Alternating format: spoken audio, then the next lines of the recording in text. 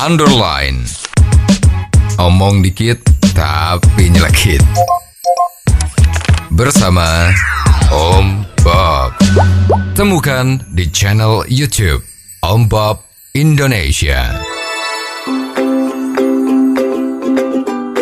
Om Bob baru saja menerima nomor urut calon wakil presiden sudah dibidik oleh Bawaslu. Cawapres nomor urut 1 dan nomor 3 diduga melakukan pelanggaran berupa ajakan memilih sebelum waktunya kampanye. Bagaimana Om Bob menggarisbawahi masalah ini? Ini memang kemarin itu penentuan nomor urut ya, itu kan dibikin seremonial. Ya betul. Ya. Pada saat calon-calon tadi itu berangkat ke gedung KPU juga, waduh ada pawainya rame-rame. Betul. Ya. Ada yang naik kendaraan umum. Betul. Ya. Yeah. Biar kelihatannya merayat gitu ya. Terus ada yang naik kendaraan pribadi ya, juga ada yang rombongan rame-rame itu ya. Nah itu memang seru ya. Setelah nomornya ditentukan kan 1, 2, 3 tadi itu. Nah para calon-calon itu diberi kesempatan sama KPU untuk menyampaikan perasaan atau narasinya ya. Jelas ya. Semua calon tadi itu 1, 2, 3 itu semua mengatakan nomornya cocok. Ya cocok ya, paling bagus nomornya 1 bagus, 2 bagus, 3 bagus. Ya tidak ada yang jelek ya. Lah dalam kesempatan bertutur kata tadi itu kan sekarang kan zamannya lagi main-main mantun ya. Betul. Nah maka ada calon yang bermain pantun ya. Kalau mau ke Mamuju jangan lupa pakai sepatu. Kalau ingin maju maka pilihlah itu. Nah terus juga ada bilang kalau ke Madura gimana gitu kan. Akhirnya ya kalau memang mau dipilih ya pilihlah ini gitu ya. Jadi itu jadi semua juga ketawa dan tepuk tangan ya, meriah ya. Ternyata calon-calon kita itu semua pinter-pinter bikin sajak ya, bikin pantun. Ya. Jadi mudah-mudahan nanti dalam mengelola negara itu ya nggak cuma bisanya pantun-pantunan atau nyanyi-nyanyi. Ya, harus bisa betul-betul membawa negara kita tuh sejahtera dan makmur ya. Betul. Nah sekarang gara-gara itu maka ada 2 calon tadi itu yang kena tegur sama Bawaslu. Betul. Ini belum masanya kampanye. Kok sudah teriak-teriak dan diliput oleh media massa kan? Ya, betul. Untuk pilih ini, pilih itu. Nah, itu dapat teguran. Lah ini ya yang namanya udah terlanjur kan? Wow, sekarang tapi teguran itu, kalau cuma teguran itu ya sanksinya apa? Ya kan belum ada aturannya sanksinya apa? Tidak ada kan? Enggak. Ya. Nah, jadi ini kan malah menimbulkan hal-hal yang nggak enak. Ya, mau ngomong seperti itu salah, ngomong itu salah, gimana ya? Jadi paling bagus kan mestinya loh ya. Itu soal kampanye itu kapanpun sebetulnya dibebaskan aja kok. Dibebaskan. Siapa yang mau kampanye sebelum nomor urutnya keluar, ya boleh. Kan nggak mungkin kan? Ya jadi sebetulnya dibebaskan aja. Toh mereka udah tahu kapan ya harus kampanye dan tidak.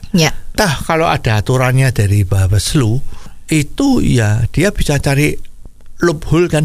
Lubang-lubang hukum itu bisa dicari kok. Ya seperti kemarin ada yang pilih ini, pilih ini, pilih itu. Ditegur. Ya kenapa kok sudah kampanye? Loh ini bukan kampanye. Ya karena ini adalah bicara di depan kader-kadernya partainya sendiri. Nah, kalau bicara dengan kader-kadernya sendiri, masa bilang pilihlah partai lain kan jadi aneh kan? Ya jadi ini sebetulnya peraturan masa kampanye itu sebetulnya sudah tidak sesuai dengan zaman.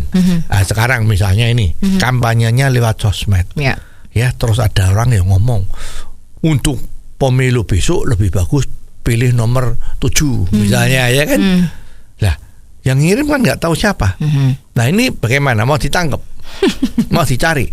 Nah kalau itu ada ribuan atau puluhan ribu dan kita ketahui kan pemilik handphone yang bisa WhatsApp itu di Indonesia itu kan 200 juta lebih. Betul. Hampir 300 juta malah ya. Betul. Terbesar di dunia itu. Lah ini bagaimana yang ngontrol, bagaimana yang mencari. Walaupun kita mempunyai Kominfo yang hebat, ya hebat kan Kominfo itu, bikin BTS saja nggak jadi gitu ya. Lah dikorupsi soalnya ya. Lah itu apa bisa memeriksa ratusan ribu atau jutaan yang tadi itu. Betul. WA tapi menyebutkan nanti besok pemilu pilih saja yang nomor 7. Lah itu gimana? Atau 8 atau 9 itu gimana? Kan nggak bisa. Ya jadi sebetulnya peraturan kampanyenya dilarang itu dicopot aja deh. Ya agar supaya Bawaslu itu ngawasi urusan yang lebih ada value-nya daripada cuman melihat ini ada pelanggaran masa kampanyenya atau enggak. Itu sebetulnya kerjaan yang enggak ada value-nya. Ya, jadi bebaskan. Kapanpun kampanye boleh. Sebelum ada nomor kampanye juga boleh, ya kan? Kalau belum ada nomor mau kampanye, pilihlah saya. Kalau nanti besok ada calon, nah itu juga boleh. Silakan. Ya, justru kampanye yang lebih awal, misalnya syukur ya, umur 20 sudah mulai kampanye bahwa besok saya akan menjadi the next presiden di Republik Indonesia ini, mulai umur 20. Boleh. Ya, jangan dilarang. Boleh aja. Apakah dia dari partai mana silahkan, boleh. Ya, justru ini mendidik demokrasi lebih benar. Tidak seperti sekarang ini seperti kuda kan, dilepaskan kudanya tapi buntutnya dipegangi terus. Nah ini kan gerakannya jadi susah. Apalagi ini sekarang pemilu tinggal 90 hari dah kurang lebih kan. Ya jadi aturan-aturan seperti ini mestinya udahlah ya bebaskan aja agar supaya hiruk-pikuk dinamika dari pemilu ini menjadi tambah nikmat. Oh, jadi begitu ya Om Bob. Jelas deh sekarang. Terima kasih Om Bob untuk waktunya. Sampai ketemu lagi di waktu yang akan datang. Underline. Omong dikit tapi nyelekit. Bersama Om Bob. Jika Anda suka dengan channel ini, jangan lupa subscribe, like, dan komen.